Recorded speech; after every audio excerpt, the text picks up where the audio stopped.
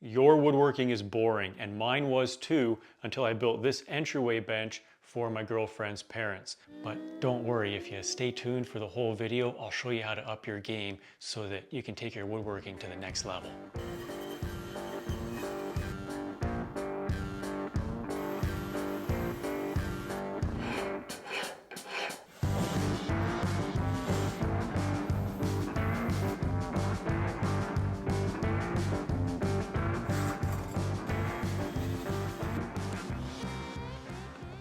The instructions I was given was to build a bench that's about 32 inches long, 16.5 inches high, and that's about it. So it sounds pretty simple, right? Well, not exactly, because I thought to myself, why not do something different? Everything I've made so far is straight and 90 degrees, and I wanted to start incorporating some curves into my work. So that's what we're going to do in this video. Let's begin by telling you what my original design was kind of built around, or how we ended up at this. These curved legs, originally I wanted to make them out of bent laminations. And if you don't know what bent laminations are, they're essentially just really thin strips of wood, okay? And you basically glue them together inside of some kind of a form, and that form has the shape that you want to actually create. And if you stack up enough of them, you can get enough thickness to make the piece that you want to actually make.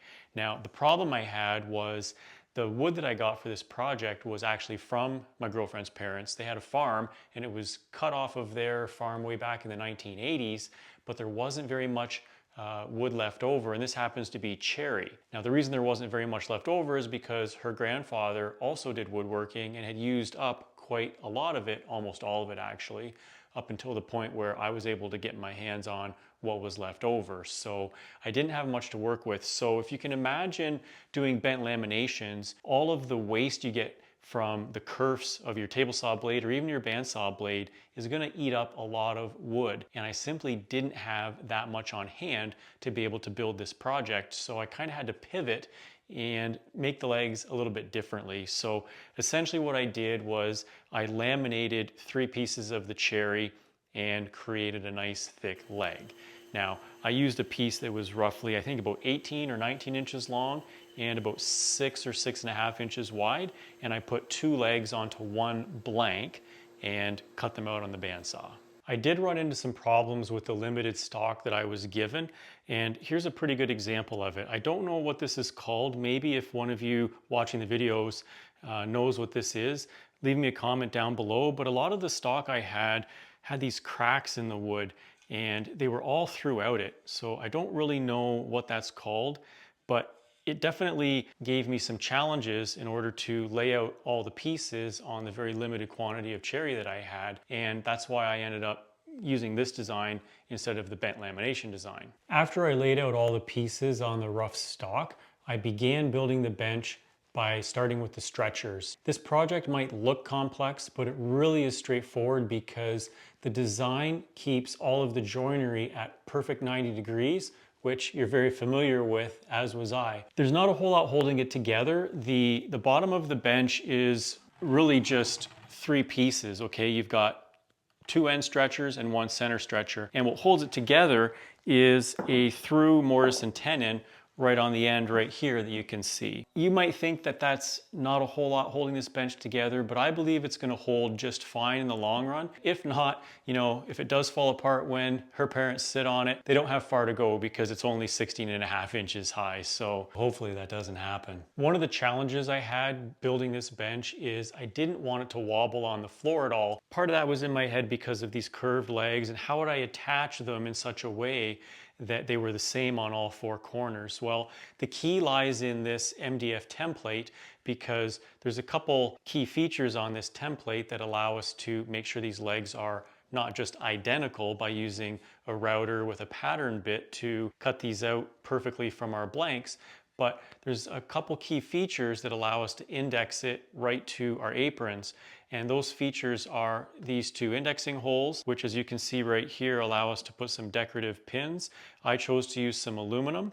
I thought the contrast was really nice with the cherry, but you could easily use a contrasting piece of whatever. Maybe it could be maple or even walnut, but certainly you could have some kind of a contrasting indexing pin into the joinery here. The other thing with this template is the top edge here, or this end edge, is at 90 degrees to the bottom. That makes it really simple to actually put it onto that apron so that you can transfer these holes right where they need to be for these indexing pins or dowels if you choose to do those. So the template, super, super key in making sure that not are the legs just identical, but attached perfectly the same on all four corners as well. Let me quickly show you another one of the challenges I had with this project because I had such a limited quantity of cherry to make the project with.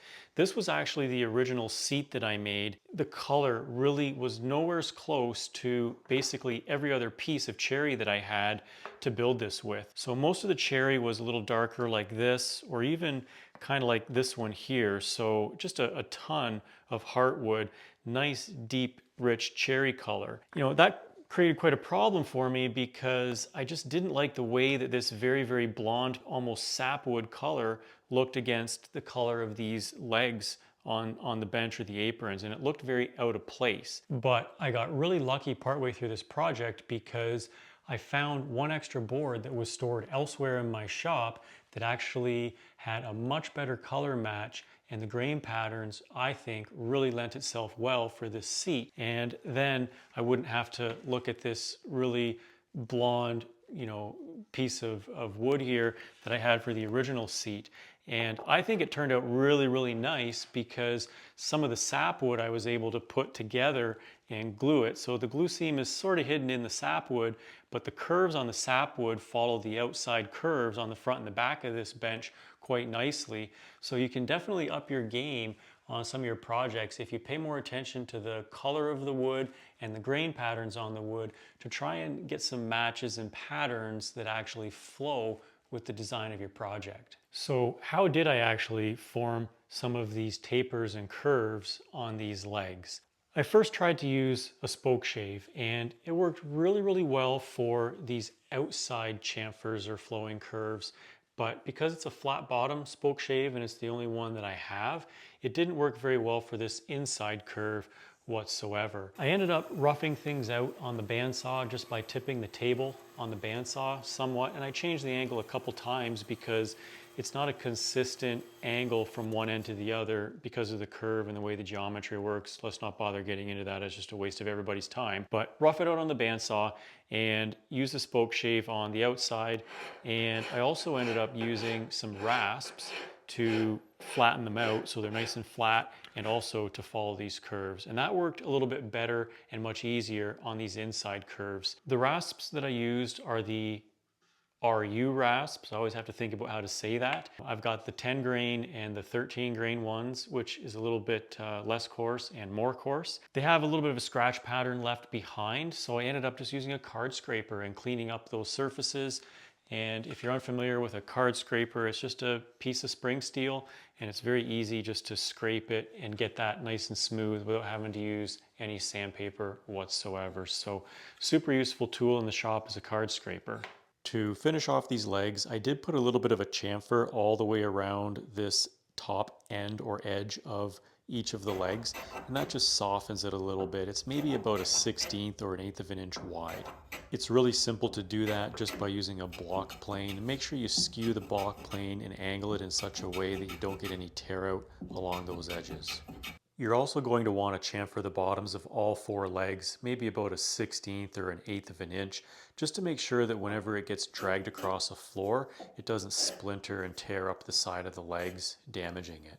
It's really easy to put the curves on the ends of the seat as well as the front and the back, just using a bandsaw to cut those gentle curves out. To smooth them, you could use an oscillating spindle sander, but you kind of risk digging in. I found using a rasp along the edges like so, just so much easier, and I think that did a much better job. I don't have great luck with an oscillating spindle sander in general. The purpose of this video is to get you to think outside the box, try some new stuff, don't be afraid. What's the worst that can happen? You end up with more sawdust. So until next time, go build something beautiful.